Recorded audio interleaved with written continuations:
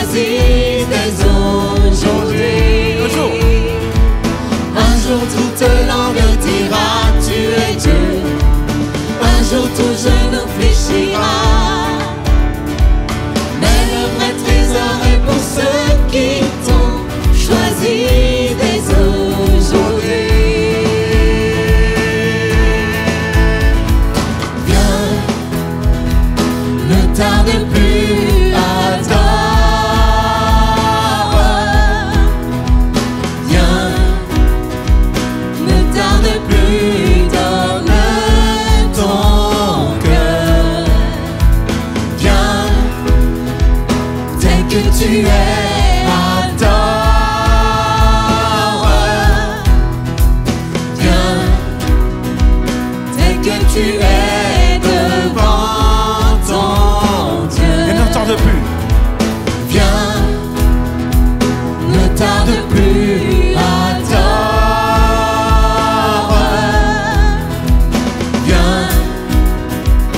Ne tarde plus, donne ton cœur. Viens, tel que tu es, adore. Viens, tel que tu es devant ton Dieu.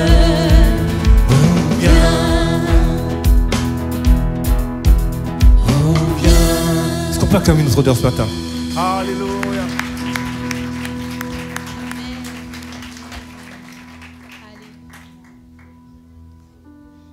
Amen, amen, amen. Ce qui est bien dans ce chant, c'est que il nous dit, viens tel que tu es. Et des fois, on pense que quand on vient dans la présence de Dieu, on a besoin d'être tout beau, sentir bon, bien habillé, que tout soit parfait. Et en fait, c'est tout le contraire, en fait. Dieu, il cherche des gens qui l'adorent en esprit, en vérité. Et Dieu n'en a rien à faire de que tu sois mignon, que tu sois bon, que tu sois bien habillé. Ce qu'il cherche, en fait, c'est un cœur d'adorateur. Parce que dans la parole, il est écrit que l'homme regarde ce qui frappe les yeux, mais Dieu regarde dans ton cœur. Et c'est là toute la différence.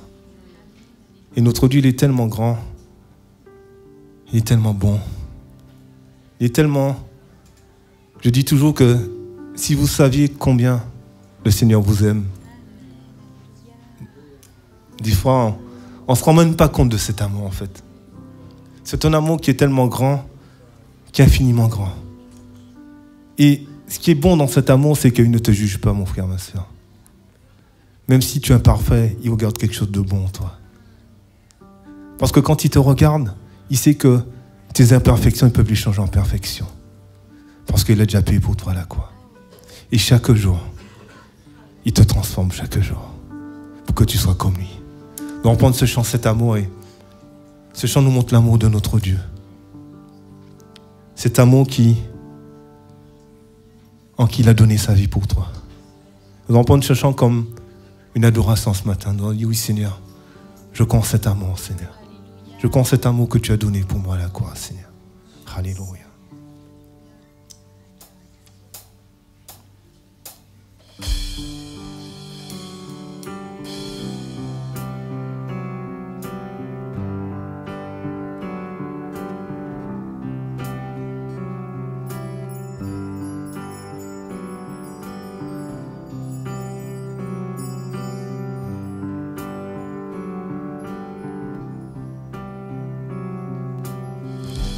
En toi les humbles sont bénis, en toi les faibles sont affermis, les cœurs brisés tu rétablis,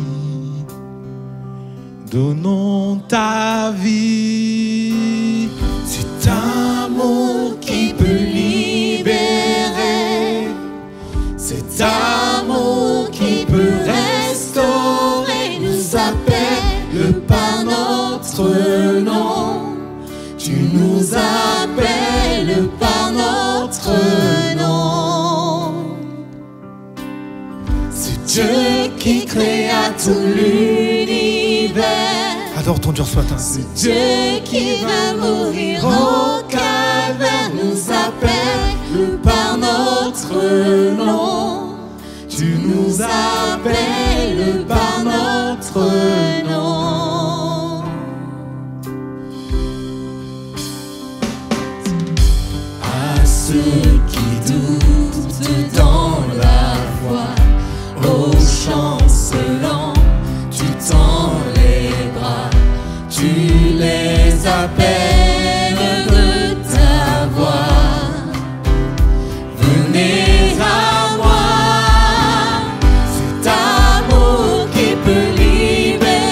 Te libère ce matin. Cet amour qui peut restaurer nous appelle par notre nom. Tu nous appelles par notre nom. C'est Dieu qui crée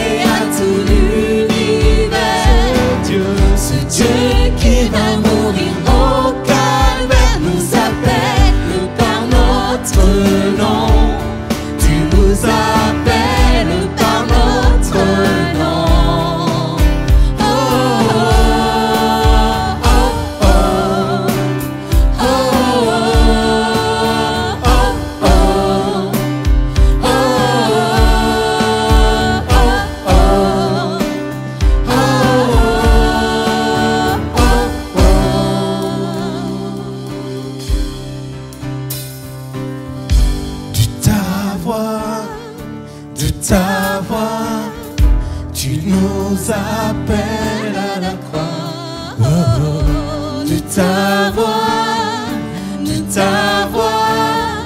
tu nous appelles à la croix. De ta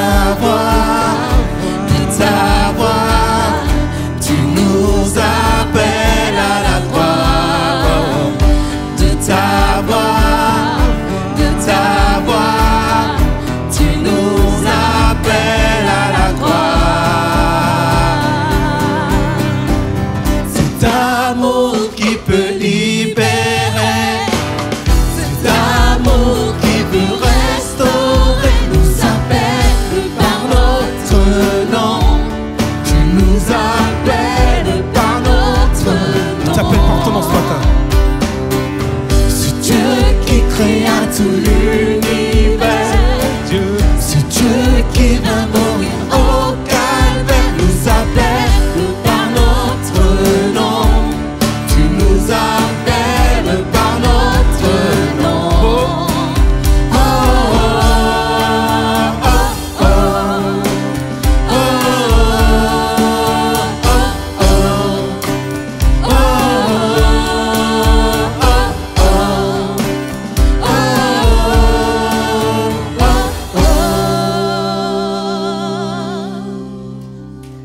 Alléluia, merci Seigneur Jésus. Alléluia, merci Seigneur mon Dieu pour cette grâce de t'appartenir, Seigneur.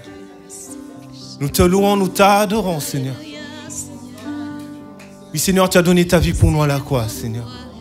Nous qui ne méritions rien, Seigneur. Et encore aujourd'hui, Seigneur, nous pouvons des fois ne pas nous sentir dignes de ta présence, Seigneur. Mais nous savons que ton sang nous purifie et ton sang nous justifie, Seigneur. Nous savons que tu nous aimes tellement, Seigneur. Et tu es un Dieu, Seigneur, que quand tu nous regardes, Seigneur, tu vois ta création, Seigneur. Tu vois toutes ces belles choses que tu as mis en nous pour qu'elles puissent, Seigneur, sortir de nous et être une bénédiction, Seigneur. Pour nos familles, pour l'Église, Seigneur. Seigneur, merci parce que, Seigneur, aide-nous à prendre conscience de ce sacrifice, Seigneur, à la croix. Aide-nous à prendre conscience aussi de cet amour, Seigneur. Cet amour que tu manifestes chaque jour dans nos vies, Seigneur. Parce que tu es tellement bon, Seigneur. Et tu es puissant, Seigneur. Tu es lent à la colère, Seigneur. Et riche en bonté, Seigneur. Et nous te louons, Seigneur. Nous te louons, Seigneur. Parce que tu mérites la gloire, Seigneur. Nous allons prendre ce chant qui nous dit, qui nous parle d'un amour extravagant. Alléluia. Notre Dieu, il est tellement grand. Aussi grand qu'il est, aussi grand son amour est. On va prendre ce chant comme une adoration ce matin. Et on va dire, Seigneur, oui Seigneur, je t'aime, Seigneur. Et je crois que tu m'aimes, Seigneur.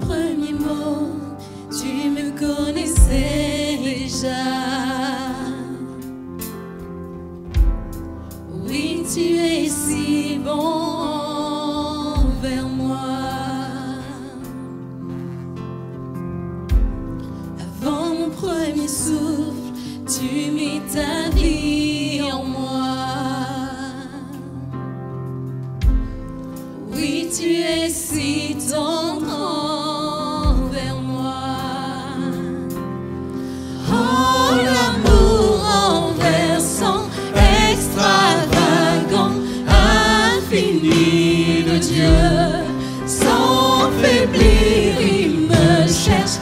il me poursuit, me ramène à lui. Je suis indigne et sans mérite, mais pour moi tu t'es livré. Oh, l'amour renversant, extravagant, infini de Dieu.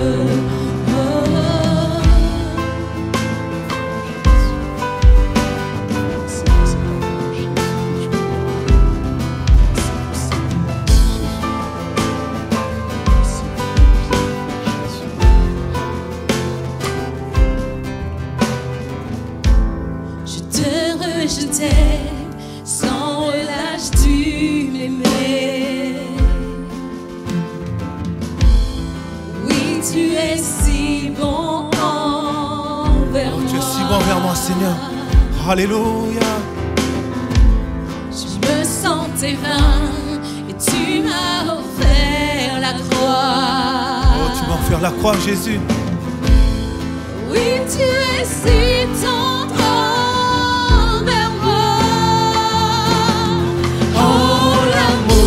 Renversant, extravagant, infini de Dieu. Sans faiblir, il me cherche, il me poursuit, me ramène à lui. Je suis indigne et sans mérite, mais pour moi tu t'es livré. Oh, l'amour renversant, extravagant, infini de Dieu.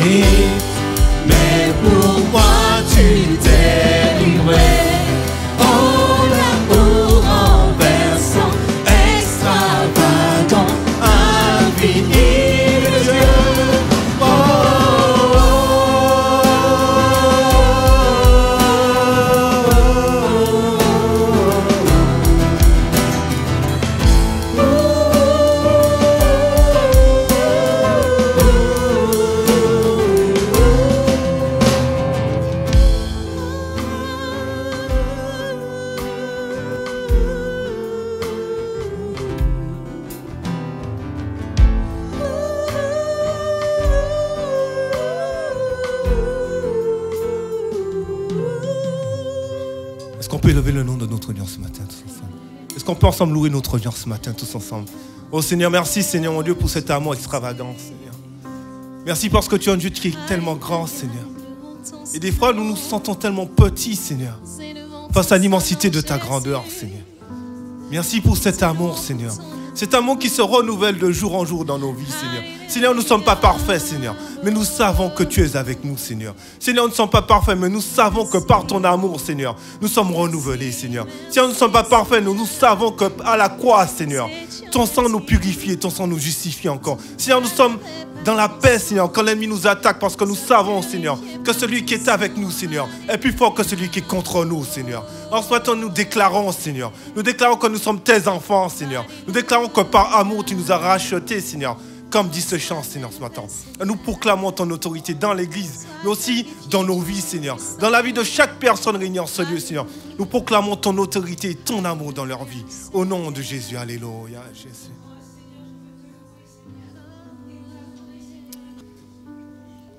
Nous allons prendre ce chant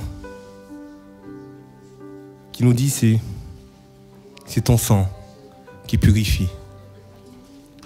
Et c'est ton sang qui nous donne la vie. Ce chant nous dit c'est ton sang qui a coulé. Ce sang qui a coulé à la croix pour nous. Ce chant précieux m'a racheté. Je ne sais pas si vous le connaissez, mais on va le prendre comme une adoration ce matin. On va dire Seigneur, merci pour ce sang qui me purifie encore ce matin. Merci Seigneur pour ce sang qui me redonne la vie. Merci pour ce sang précieux qui m'a racheté. Et grâce à ce sang, en ce matin, je peux déclarer que je suis plus blanc que neige.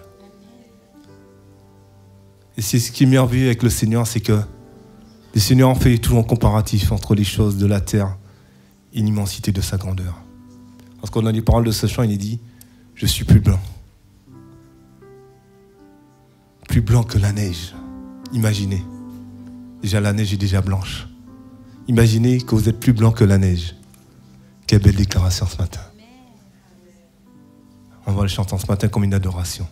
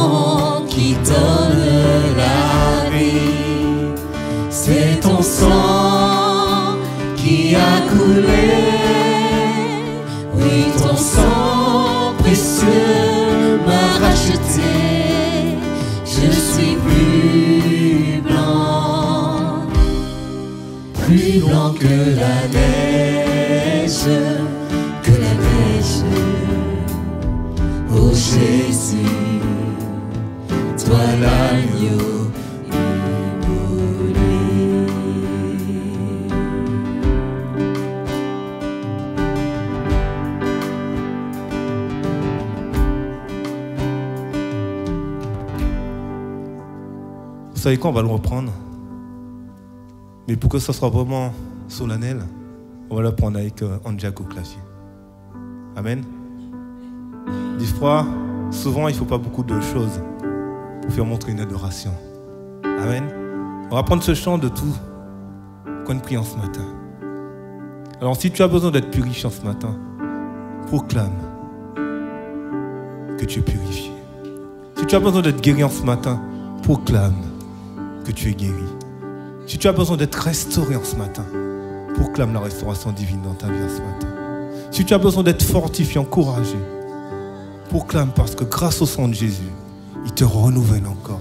Si tu as besoin que le Seigneur rajoute encore des années à la durée de ta vie, proclame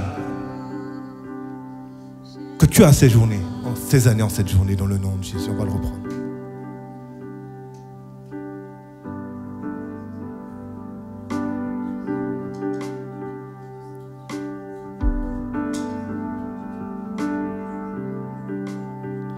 C'est ton sang qui purifie. C'est ton sang qui donne la vie. C'est ton sang qui a coulé. Oui, ton sang précieux T'as racheté. Tu es plus blanc. Je suis plus blanc. Proclame-le ce matin. Plus blanc que la neige, que la neige. Oh Jésus, toi l'agneau immolé. On va le reprendre avec un esprit d'adoration ce matin.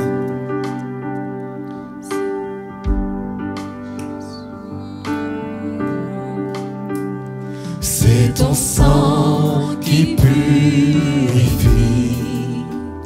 C'est ton sang qui donne la vie. C'est ton sang qui a coulé. Oui, ton sang précieux m'a racheté. Je suis plus blanc que la neige, que la neige. Oh Jésus, toi l'agneau immolé. Alléluia, Jésus. Est-ce qu'on peut élever le nom de notre Seigneur pendant que les musiciens sont en train de jouer en ce matin? Seigneur, merci pour ce sang, Seigneur. Merci parce que tu es grand, Seigneur. Alléluia, tu es grand, Seigneur. Merci pour ce sang, Seigneur. Si tu avais des doutes, ou si tu te sentais encore sale aujourd'hui, sache que le sang de Jésus te lave encore aujourd'hui. Et que grâce à ce sang, tu peux être plus blanc que la neige. Alléluia. Voyons ce passage dans la parole, dans Matthieu 24. Matthieu 24. Aussitôt, après ces jours de détresse, le soleil s'obscurcira. La lune ne donnera plus sa lumière. Les étoiles tomberont du ciel. Et les puissances des cieux seront ébranlées. Alors, le signe du Fils de l'homme paraîtra dans le ciel. Toutes les tribus de la terre se lamenteront. Elles verront le Fils de l'homme venant sur les nuées du ciel avec puissance et une grande gloire. Il enverra ses anges avec la trompette retentissante. Il rassemblera ses élus des 4 vents, depuis une extrémité des cieux jusqu'à l'autre. Excusez-vous pour une comparaison tirée du figuier. Dès que ses branches deviennent tendres et que les feuilles poussent, vous connaissez que l'été est proche. De même, quand vous verrez toutes ces choses, sachez que le Fils de l'homme est proche à la porte. Amen. Je pense que ce qui est bien avec la parole de Dieu, c'est que c'est toujours d'actualité. Et que quand on voit les événements, ce qui se passe au niveau géopolitique et au niveau des pays, on voit que le Seigneur est à la porte. Mais notre désir en tant qu'enfant de Dieu, c'est que quand il reviendra, que tu ne sois pas dans l'effroi, que tu ne sois pas dans la crainte, mais que tu sois dans la joie. Parce que c'est un jour de délivrance et de victoire. Il y a eu déjà une première victoire à la croix. Mais là, dans la parole de Dieu, il est écrit qu'il viendra chercher son peuple des 4 extrémités de la terre. Alors, je ne sais pas quelle est ta position devant notre audience ce matin. Je ne suis pas là pour te juger parce que moi, je ne suis pas meilleur que toi. Mais je sais que notre Dieu en tout, il est bon en tout temps. Et que ce qui est bien avec notre Dieu, c'est que c'est le meilleur du gentleman. Il ne va jamais te pousser. Il va toujours t'attendre. Et comme je disais au premier culte, vous imaginez le fils prodigue qui est parti, qui a tout liquidé, il a tout vendu, il a tout dépouillé, il meut une vie de débauche. Et son père l'a accueilli. Et là, en fait, dans la parole, dans cette parabole, on montre que l'amour d'un père humain. Imaginez l'amour de notre Père céleste. Ce que je voulais te dire ce matin, c'est qu'il est toujours temps. Il n'est jamais trop tard.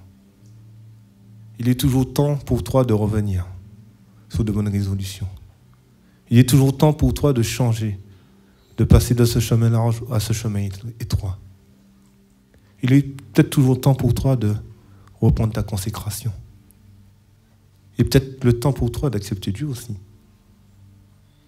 Peut-être que tu es un chrétien qui était comme ça, entre le monde et la parole. Et quand aujourd'hui te dit, il est peut-être temps aujourd'hui de te positionner pour lui. Il est peut-être temps pour toi d'abandonner les choses de ce monde et de revenir à la croix. Le Seigneur, il nous aime. L'ennemi t'accuse, mais Dieu ne t'accuse pas. Même si tu tombes, tu pèches, il va toujours t'aimer. On l'a chanté, son amour est incommensurable. Mais il désire qu'une seule chose, que tu puisses revenir à lui, d'un cœur sincère. Et vous savez quoi? Le père du fils prodigue a fait un festin pour lui. Imaginez dans le ciel quand quelqu'un se donne au Seigneur. Là, c'est wow, c'est la super fête, quoi, avec des millions d'anges, quoi. Je ne sais pas si vous imaginez ça, mais c'est top, quoi. Et c'est ce que Dieu aime, en fait. Il sait que nous sommes pécheurs. Il est venu sur la terre, il te connaît, il est passé par la même souffrance que tu as passé. Et par ça, il a été à la croix pour toi, pour que tu ne puisses pas périr. Alors toi qui me regardes aussi sur Internet, cette pensée, c'est peut-être pour toi aussi en ce matin. Reviens à Jésus, reviens à la croix. Parce qu'il est écrit dans la parole qu'il reviendra. Les nations se lamenteront. Alors j'espère que tu n'auras pas à te lamenter ce jour-là, connaissant la parole de Dieu. Alors, pendant cette séance, on va dire, Seigneur, pardonne-moi peut-être pour mes péchés, Seigneur. Pardonne-moi peut-être pour mon attitude, Seigneur. Peut-être que des fois, je ne suis pas top, mais tu vois mes faiblesses, Seigneur. Et en ce matin, je veux vraiment reconsidérer mes voies avec toi, Seigneur. Je sais que tu reviendras et je ne veux pas me lamenter, Seigneur. Je sais que tu m'aimes, Seigneur, d'un amour incommensurable. Et en ce matin, je veux encore me rapprocher de toi. Je veux vraiment faire un cœur à corps avec toi en ce matin. Et je crois que tu as donné ta vie à la croix. En Seigneur, ce matin, prends ma vie, Seigneur. Change ma vie, Seigneur. On a chanté ton sang me purifie. Alors, Seigneur, purifie-moi ce matin, Seigneur. Lave-moi de toute souillure, des choses que j'ai peut-être entendu regarder. En ce matin, lave-moi, Seigneur. Et rends-moi plus blanc que la neige et que je puisse courir vers ma destinée, vers la vocation que tu as pour moi, Seigneur. Alors, Nina va prier. Et si tu étais baptisé d'eau, je t'invite à te lever. Et ils vont passer dans les rangs. Nina et Vincent vont passer dans les rangs et on peut ensemble prier le Seigneur ce matin. Seigneur Père, je te loue et je glorifie ton nom, Jésus, ton nom qui est au-dessus de tous les noms, le seul nom qui soit le nom du seul vrai Dieu, Seigneur. Et toi, si tu nous connais par notre nom, Seigneur, et tu nous appelles à la croix, tu nous appelles, Seigneur, à communier avec toi. Et c'est ce que nous faisons, Seigneur, c'est ce que nous allons faire ce matin.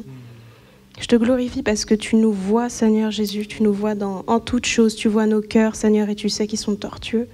Tu vois les pensées, les actes, les paroles qui te glorifient et ceux qui te méprisent, Seigneur. Et ton amour surpasse tout ça, Seigneur. Ton amour est plus grand, Seigneur, que ce qu'on est, que ce dont on est capable, Seigneur. Je te glorifie parce que ton nom et ton amour n'ont que faire d'autre, Seigneur, que te glorifier pour ton amour et ton nom, Jésus. Tu nous appelles par notre nom, tes yeux sont fixés sur nous. Tu persévères, on l'a chanté, tu nous poursuis, Seigneur. Ton nom et ton amour, Seigneur. Je te glorifie. Merci de faire ton œuvre en nous, en chacun. Tu nous sanctifies par la prise du pain et du vin, Seigneur. Tu fais ton œuvre et tu sanctifies ton Église par amour, encore une fois. Merci pour ta gloire, Jésus. Merci pour le partage que c'est dans la communion fraternelle. Je te glorifie encore, Seigneur. Amen. Nous sommes tous des maillons, nous formons partie d'une chaîne. Amen. Une chaîne déjà dans l'église locale. Hein. Tu es un maillon. Hein. OK? Et nous formons partie d'une chaîne, mais nous formons aussi une chaîne universelle. Parce qu'il y a d'autres églises qui louent notre Dieu en ce matin. Amen. Et ça sera beau qu'on soit tous dans le ciel avec notre Dieu, le célébrer ensemble. Amen. Chaîne d'amour.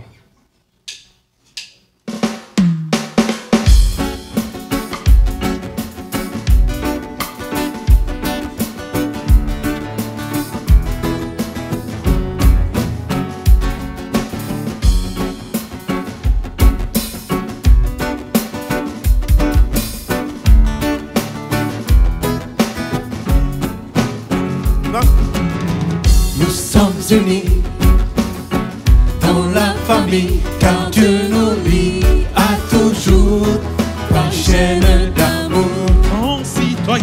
Concitoyens, nous sommes les siens. nous sommes les siens, car Dieu nous lie à toujours par chaîne d'amour. Nous sommes unis. Nous sommes unis dans la famille, car Dieu nous lie à toujours par chaîne d'amour. Concitoyens, Nous sommes les siens. nous sommes les siens, car Dieu nous lie à toujours par chaîne d'amour. Et chacun des maillons dans l'épreuve tiendra bon, lié à toujours par une chaîne d'amour. Et chacun des maillons dans l'épreuve tiendra bon, lié à toujours par une chaîne d'amour. On tape des mains.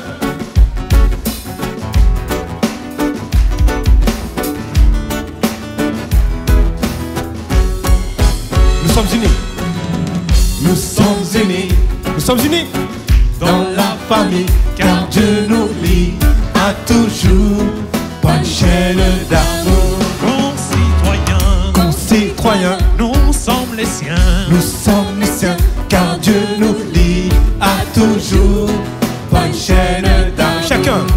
Et chacun des maillons dans l'épreuve tiendra bon, lié à toujours par une chaîne d'amour. Chacun.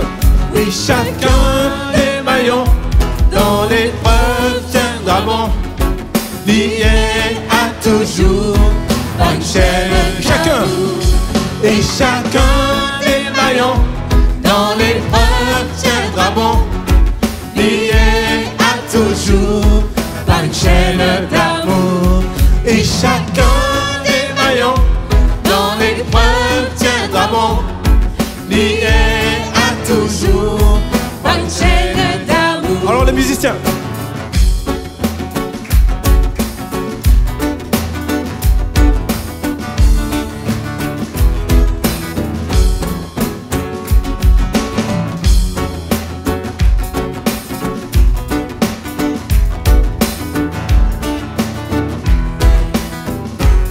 Et chacun.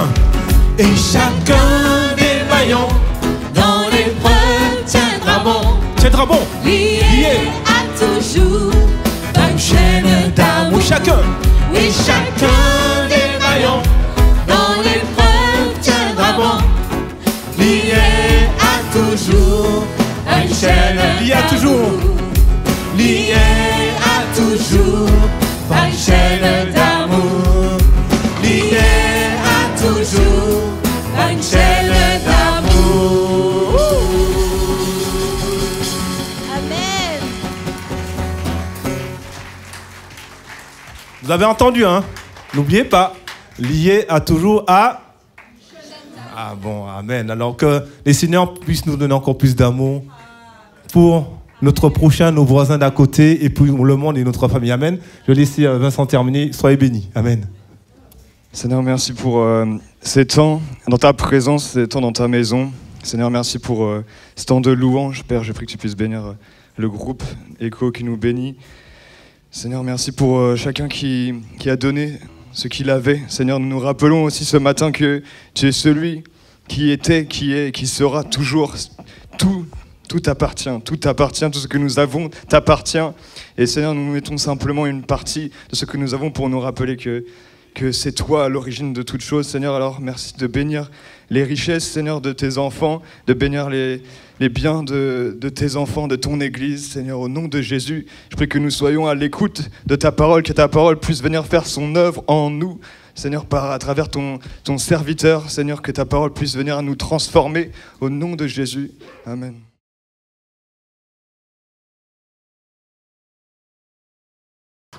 Salutations à tous nos frères et sœurs, à tous les amis qui peut-être sont ici pour la première fois, qui nous visitent. Nous prions pour que le Seigneur vous bénisse. Amen.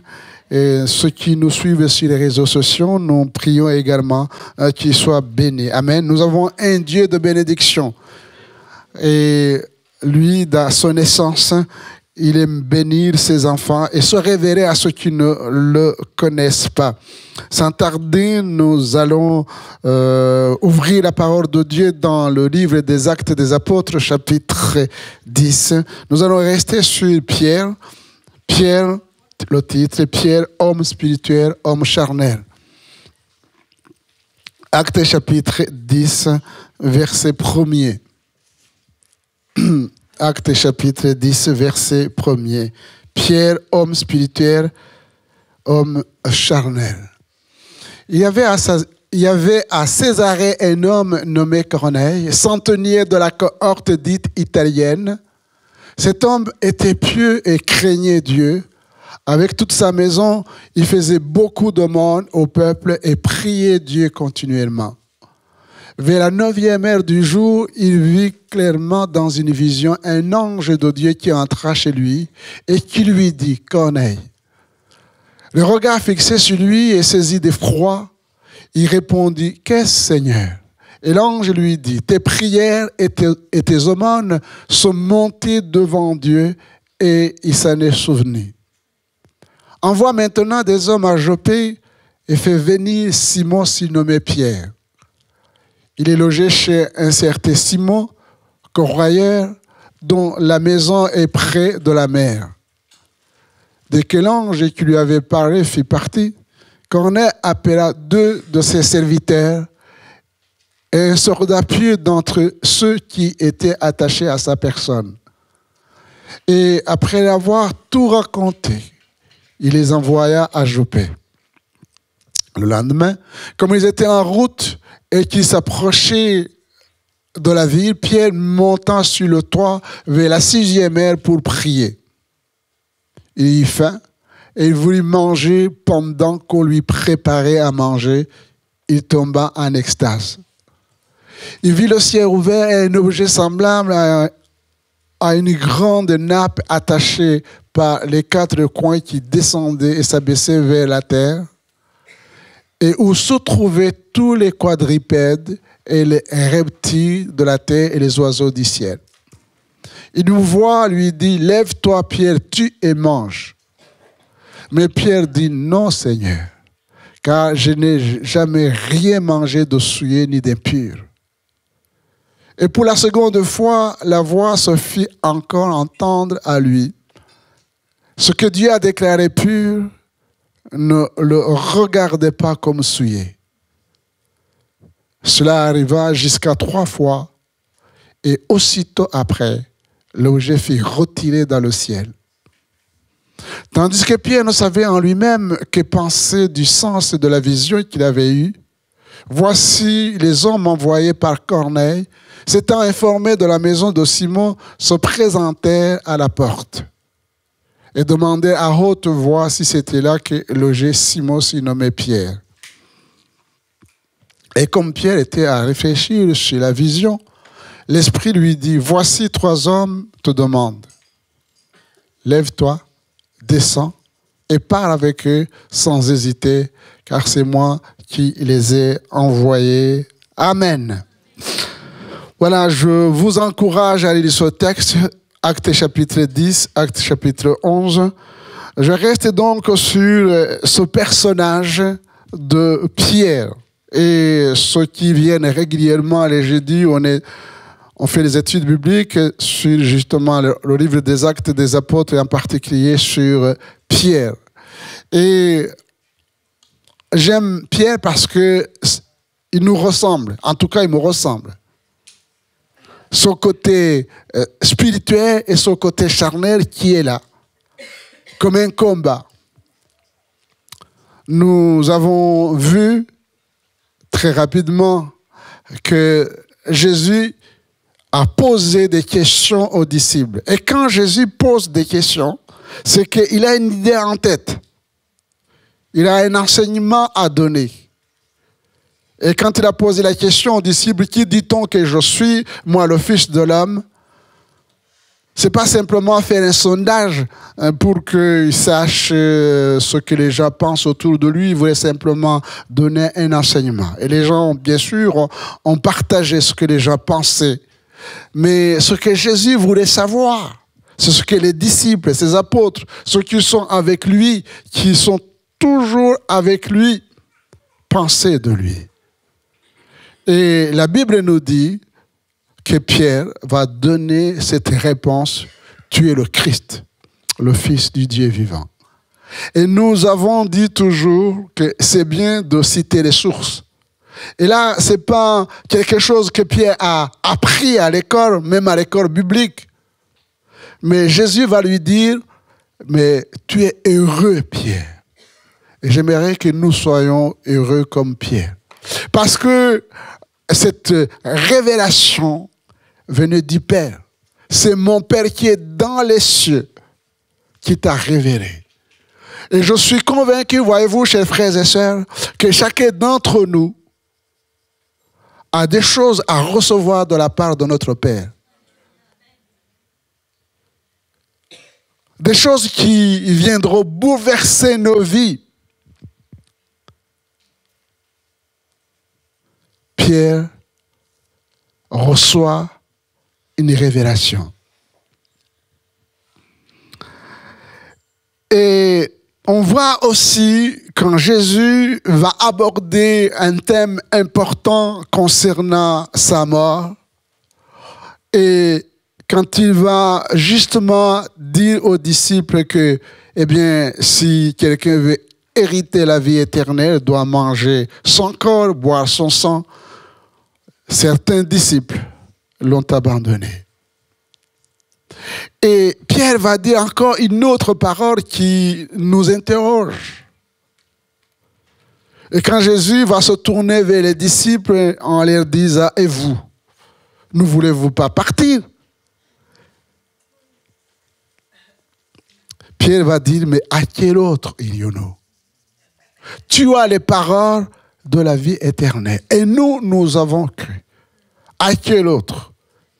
Chers frères et sœurs, est-ce que vous savez où vous voulez aller ailleurs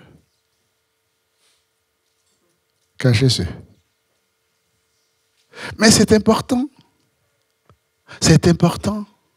Je ne parle pas de venir dans l'église de Nantes-Pontreau ou de quitter l'église de Nantes-Pontreau. Il y a partout des églises. Ça, ce n'est pas un problème. Mais qu'est-ce qui fait que des hommes et des femmes qui se sont engagés avec le Seigneur, à un moment donné de leur vie, eh bien, ils quittent le Seigneur? Pierre dit: à quel autre irions-nous? Je pense que ça mérite qu'on puisse se poser des questions.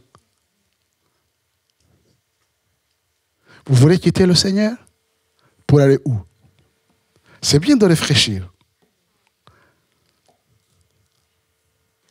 À quel autre irions-nous? Mais voyez-vous, chers frères et sœurs, ça, ce sont des aspects positifs, spirituels. On aimerait être branchés, connectés avec le Seigneur Jésus tous les jours de notre vie. Mais on voit quand même que la Bible ne cache pas aussi le côté négatif des disciples et des apôtres. Vous remarquerez que Pierre faisait partie de ceux qui se disputaient pour savoir qui est le plus grand. C'est-à-dire que, bien sûr, Personne ne convoite la place de Jésus. Jésus, il est là. Mais après Jésus, c'est qui? Lisez les textes. Ils se disputent. Qui est le plus grand? Nos échanges, nos disputes, nos querelles, ça n'arrive jamais dans l'église de Jésus-Christ. Mais ça mérite quand même réflexion. S'il y a effectivement des soucis, des inquiétudes dans l'église ou dans les équipes de l'église, qui est le plus grand, qui est...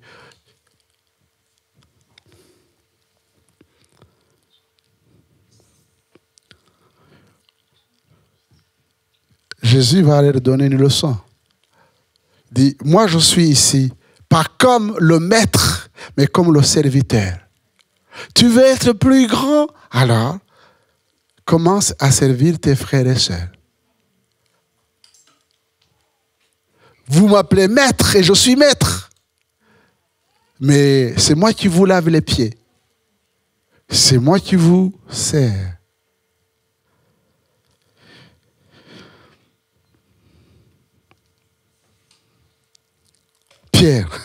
Pierre.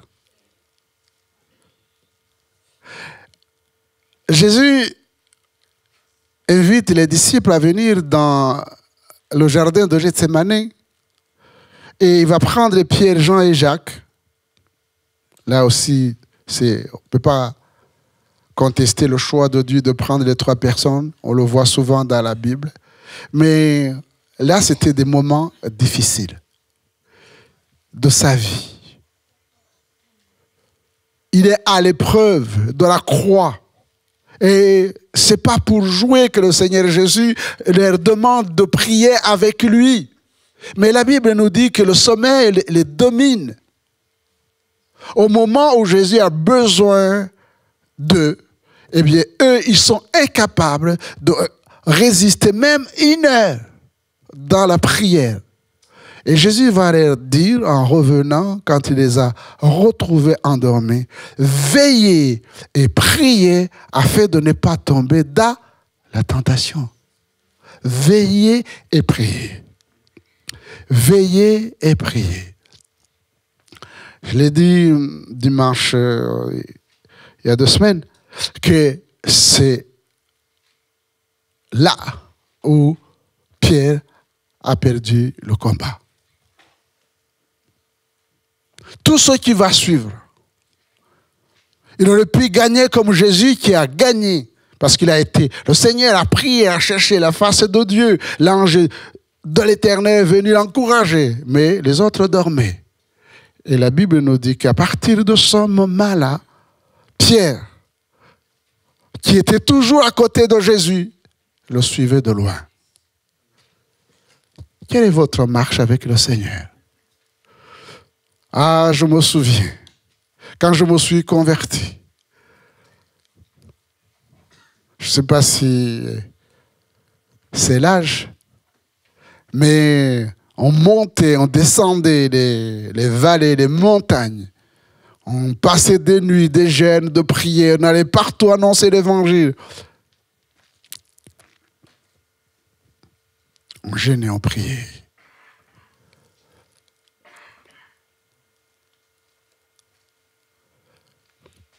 Pierre suivait Jésus de loin. Il y a une raison. Qu'est-ce qui faisait que Pierre aimait la place à côté de Jésus? Et il avait sa place à côté de Jésus. Mais qu'est-ce qui fait que maintenant que Jésus est arrêté, eh bien Pierre n'ose pas aller à côté de lui? Parce qu'il avait peur. Il avait peur de mourir.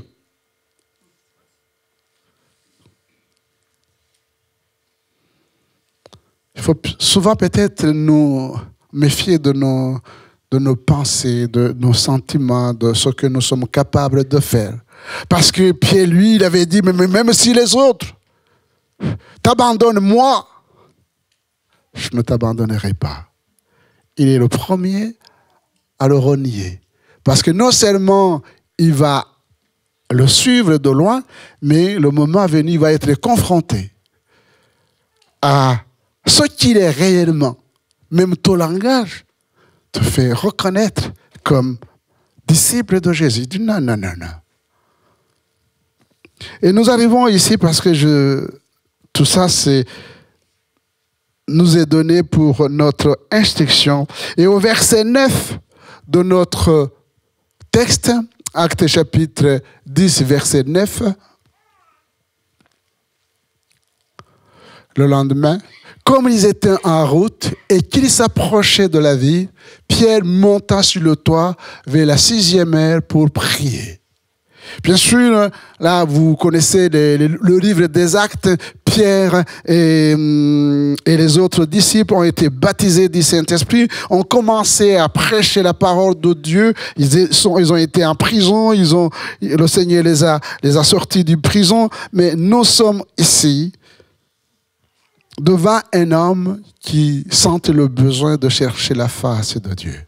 C'est un homme de prière, le premier point. Un homme de prière.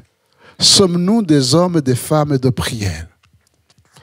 Sommes-nous des hommes et des femmes de prière? Sent-il le besoin de chercher la face de Dieu pour soi-même, mais aussi pour peut-être son foyer, sa famille, pour la ville où le Seigneur nous a placés? Prier, ce n'est pas simplement répandre nos cœurs, nos souffrances. Ça fait partie, mais c'est aussi avoir la capacité d'écouter ce que Dieu nous dit. Et ce que le Seigneur va révéler à Pierre, c'est capital. Parce que pendant que Pierre priait, eh bien, est en communion avec Dieu, il va recevoir une vision. Il n'aurait jamais eu cette vision s'il n'avait pas pris le temps de prier. Il va avoir une vision pleine d'enseignements pour Pierre, mais aussi pour nous aujourd'hui. Et dans cette vision, le Seigneur va toucher un problème. Un problème qui concerne Pierre, mais un problème qui concerne l'Église naissante.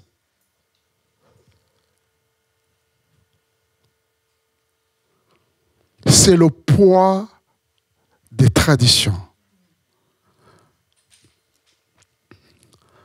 Le poids de la culture. Les rois, ou plutôt les rites mosaïques, ou le poids de la religion.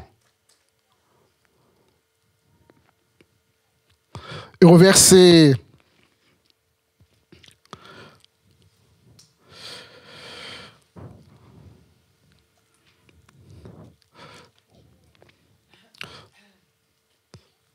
Au verset 13, une voix lui dit, « Lève-toi, Pierre, tu et mange. » Pierre dit, « Non, Seigneur, car je n'ai jamais rien mangé de souillé ni d'impur. » Et pour la seconde fois, la voix se fit encore entendre en lui, « Ce que Dieu a déclaré, ne le regardez pas comme souillé. »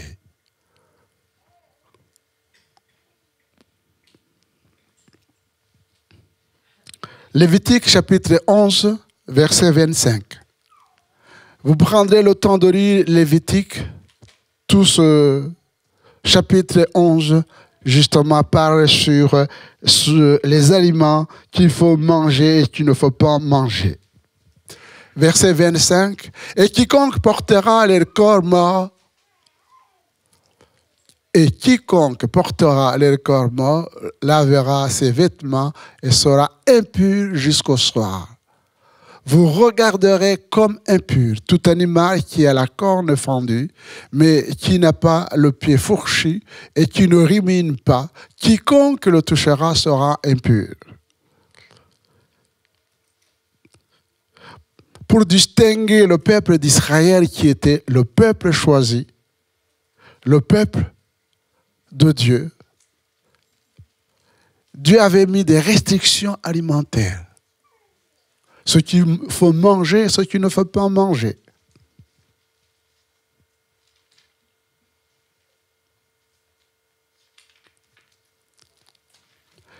Et dans cette révélation, le Seigneur lui dit, mais ce que Dieu a déclaré pur, ne le considère pas comme impur.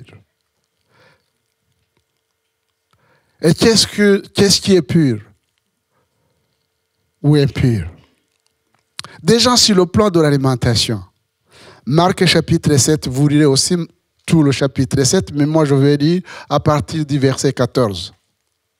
Ensuite, c'est Jésus qui parle et a de nouveau appelé la foule à lui. Il lui dit, écoutez-moi tous et comprenez. Il n'est hors de l'homme rien qui entrant en lui puisse le souiller, mais ce qui sort de l'homme, c'est ce qui le souille. Si quelqu'un a des oreilles pour entendre, qu'il entende. Lorsqu'il fut entré dans la maison, loin de la foule, ses disciples l'interrogèrent sur cette parabole, que vous lirez à partir du chapitre du verset 1. Il leur dit, vous aussi êtes-vous donc sans intelligence? Ne comprenez-vous pas que rien de ce qui du dehors entre dans l'homme ne peut le souiller? Car cela n'entre pas dans son cœur, mais dans son ventre, puis s'en va dans les lieux secrets qui purifient tous les aliments. Il dit encore, ce qui sort de l'homme, c'est ce qui souille l'homme. Car c'est du dedans, c'est du cœur des hommes que sortent les mauvaises pensées, les adultères, les impudicités, les meurtres, les vols, les cupidités, les méchancetés, la fraude, le dérèglement, le regard envieux, la calomnie, l'orgueil, la folie. Toutes ces choses mauvaises sortent du dedans et souillent l'homme. Et souillent l'homme. Verset 19. Dans notre texte, verset 19. Et comme Pierre était en train de réfléchir sur la vision, l'Esprit lui dit, voici 3 hommes te demandent, lève-toi, descends et parle avec eux sans hésiter, car c'est moi qui les ai envoyés.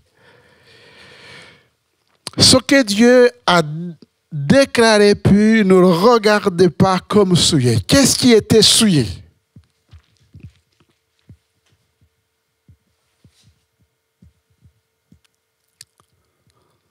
Pourquoi Pierre va dire, je n'ai jamais mangé d'aliments souillés ou impurs? Est-ce qu'il y a question d'aliments? Même si je viens de vous dire que désormais en Christ, il n'y a aucun aliment qui est interdit. Ce n'est pas ça qui souille l'homme. Vous pensez que si vous mangez du riz, ça va vous souiller? Oui? De la viande? N'importe quelle viande?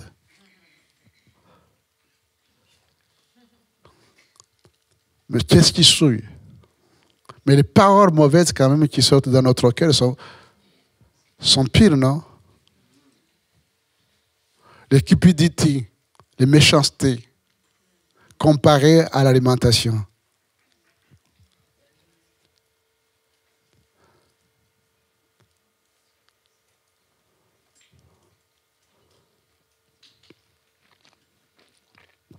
Tout en réfléchissant,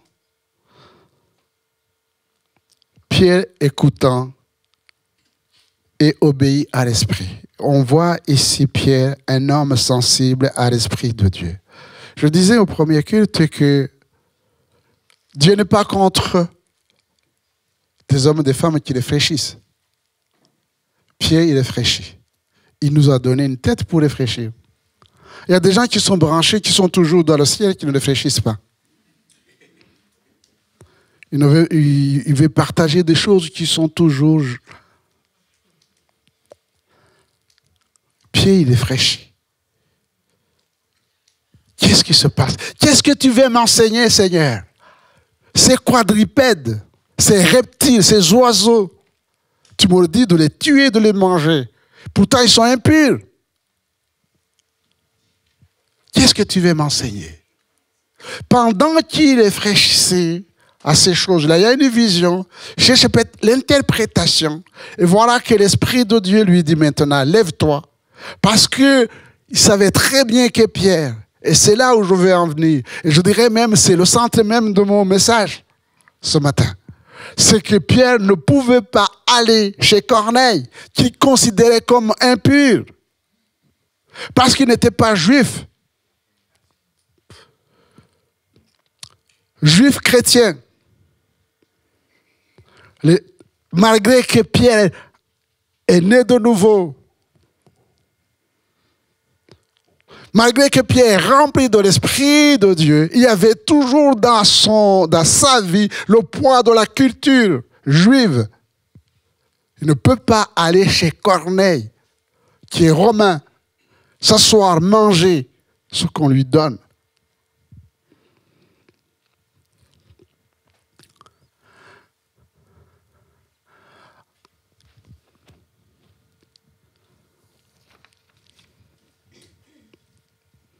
Galates chapitre 2, verset 11. Galates chapitre 2, verset 11.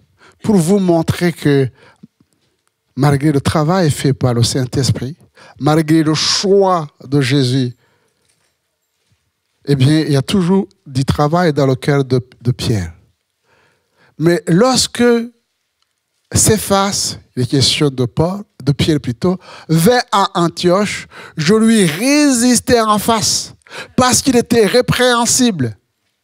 En effet, avant l'arrivée de quelques personnes envoyées par Jacques, il mangeait avec les païens. Et quand ils furent venus, il s'esquiva et sautait à l'écart par crainte des circoncis. Avec lui, les autres Juifs aussi usaient aussi de dissimulation. Écoutez le poids des mots. Avec lui, les autres Juifs usèrent aussi de dissimulation, en sorte que Barnabas, je vous fais remarquer que Barnabas, j'allais dire, c'est le père spirituel de Paul. Quand il a quitté Damas, eh bien, jeune converti, étant appelé, eh bien, il a trouvé appui chez un homme mûr, assis dans les enseignements de Dieu pour le prendre en charge et même le défendre devant les apôtres, c'était Barnabas. En sorte que Barnabas même fut entraîné par l'hypocrisie.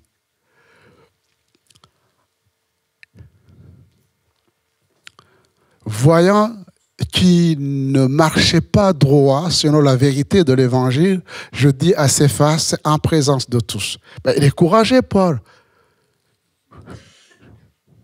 Moi, je n'oserais pas reprendre publiquement quelqu'un d'entre vous, à moins qu'il déborde beaucoup. Il reprend Pierre publiquement.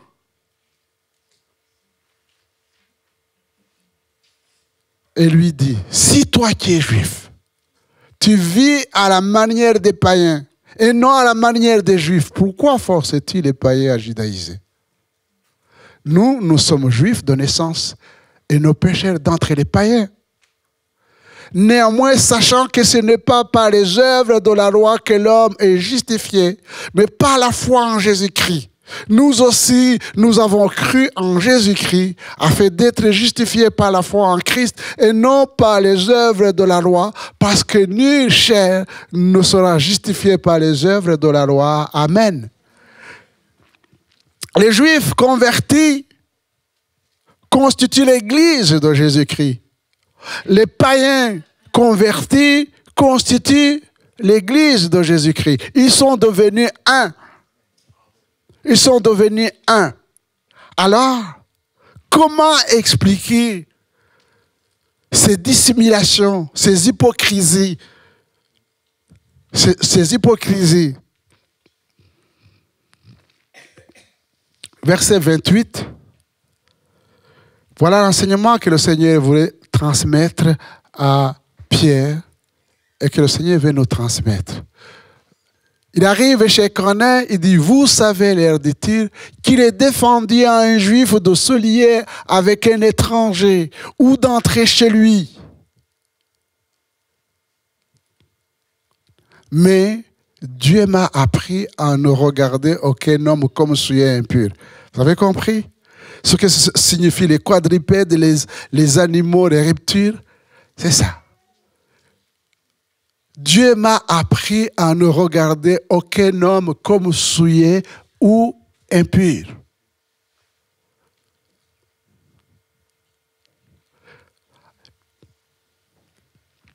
Chers frères et sœurs, si nous n'avons pas réglé ces choses dans nos cœurs, nous ne pouvons pas servir le Seigneur comme il faut.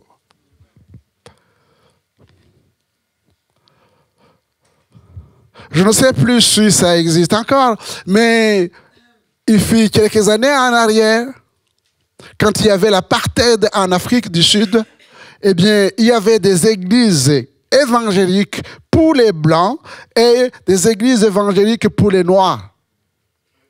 Même aux États-Unis, je me tourne vers Sarah. Mais l'histoire me dit également qu'il y avait des églises.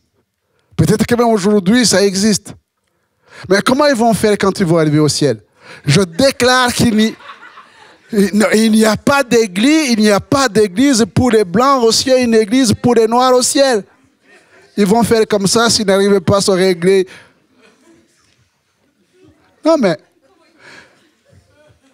mais c'est pas, je vais encore beaucoup plus loin, chers frères et sœurs. Parce que l'évangile nous amène à nous examiner. Oui, peut-être que le vrai problème, c'est pas simplement entre les blancs et les noirs. Il y a aussi les jaunes. Mais oui, il y a aussi les arabes. Et je peux continuer. Même dans n'importe quel pays, il y a des ethnies, des tribus qui ne se voient pas, qui ne peuvent pas se marier. Même aujourd'hui, ici en France, pour qu'un blanc épouse un noir, ça commence. Même dans les milieux chrétiens. Mais quel évangile nous avons reçu? Mais c'est bien de venir ici danser, chanter. À partir du moment où nous sommes incapables de mettre en pratique la parole de Dieu, nous considérons les autres comme souillés, comme supérieurs à nous.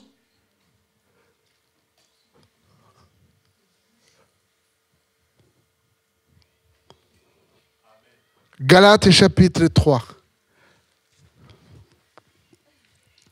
Galates chapitre 3, verset 26. Car vous êtes tous fils de Dieu par la foi en Jésus-Christ. Vous tous qui avez été baptisés en Christ, vous avez revêtu Christ.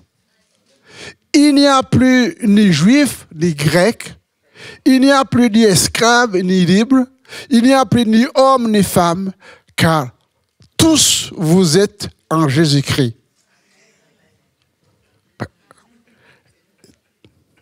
Si vous lisez les textes,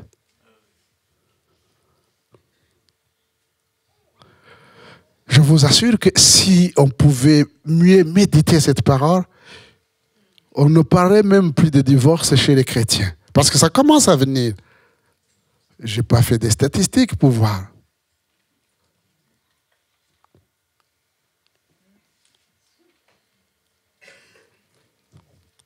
Je complète ma lecture par Colossiens chapitre 3, verset 11.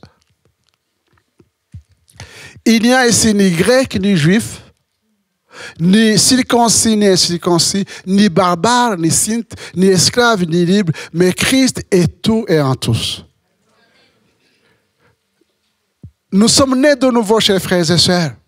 Nous sommes changés, transformés, remplis de l'Esprit de Dieu. Comment pouvons-nous expliquer toutes ces frontières alors que Christ est venu justement pour renverser les murs qui nous séparaient des uns des autres? Pourquoi je dis cela? Pour que vous puissiez comprendre le poids de la culture, des traditions qui peuvent peser sur nous et nous empêcher de vivre pleinement l'évangile. Verset 34, et je vais... Verset 34, on va aller plus vite. Alors Pierre ouvra la bouche, dit, « En vérité, je reconnais que Dieu ne fait point exception de personne. » Mais qu'est-ce qui a poussé Pierre à reconnaître? Pierre n'aurait jamais donné le baptême aux païens. Mais connaissant ses réticences, eh bien, Christ l'a dévancé. Tous ces gens-là ont été baptisés du Saint-Esprit. Et comme il a vu qu'ils ont été baptisés du Saint-Esprit, alors, pour lui, c'était très simple. Il a dit, mais ils ont été baptisés du Saint-Esprit, donc il faut les baptiser d'eau. Et vous verrez 2 versets et je tire la conclusion. Actes chapitre 11, verset 1er. Vous me direz peut-être c'est Pierre. Regardez ceux qui étaient restés à Jérusalem, ceux qui vont dire. Les apôtres et les frères qui étaient dans la Judée apprirent que les païens avaient aussi reçu la parole de Dieu. Et lorsque Pierre fut monté à Jérusalem, les fidèles circoncis lui adressèrent des remerciements, des reproches, en disant, tu es entré chez des incirconcis et tu as mangé avec eux. Voilà. Voilà comment il a été reçu. Il n'a pas été heureux de sauter de joie en disant, des hommes, des femmes se sont convertis. Alléluia, amen. C'est une joie. Mais non. Tu es entré chez les incirconcis et tu as mangé avec eux.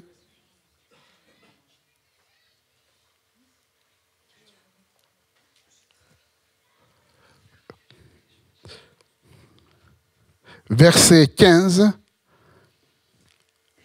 à 18. Alors, bien sûr, Pierre va s'expliquer. Et dit, lorsque je me fus mis à parler, le Saint-Esprit descendit sur eux, comme s'il nous au commencement. Et je me souviens de cette parole du Seigneur. J'ai baptisé d'eau, mais vous serez baptisés du Saint-Esprit. Or, puisque Dieu a accordé le même don qu'à nous qui avons cru au Seigneur Jésus-Christ, pouvais-je, moi, m'opposer à Dieu? Après avoir entendu cela, ils se calmèrent. Ils glorifièrent Dieu en disant, Dieu donc a accordé la repentance aux païens afin qu'ils aient la vie. Voyez-vous, chers frères et sœurs, la méconnaissance de la parole de Dieu. Pourtant, Dieu l'avait dit, mais vous recevrez une puissance. Le Saint-Esprit survenant sur vous, vous serez mes témoins à Jérusalem, dans la Judée, dans la Samarie, et jusqu'aux extrémités de la terre. Et les gens vont se convertir. Ils vont être baptisés du Saint-Esprit. Eh bien, ces nations qui seront touchées par l'Évangile, ce sont vos frères, ce sont vos sœurs en Christ. Il n'y a donc désormais en Jésus-Christ aucune différence, pas de favoritisme. Nous sommes tous héritiers et co-héritiers de Christ. Si vous ne voulez pas être repêché au ciel, commencez à être amis avec tout le monde. Amen. Que le Seigneur nous aide. Pierre, homme spirituel, homme charnel, nous le sommes, mais Dieu continue une œuvre extraordinaire dans nos cœurs, dans nos vies. Amen. Seigneur, notre Dieu, notre Père, nous te bénissons et nous te louons, nous te rendons grâce. Merci de bénir l'Église, de nous aider les uns et les autres, Seigneur, à grandir dans la crainte de Dieu et dans l'amour fraternel, dans le nom de Jésus. Amen.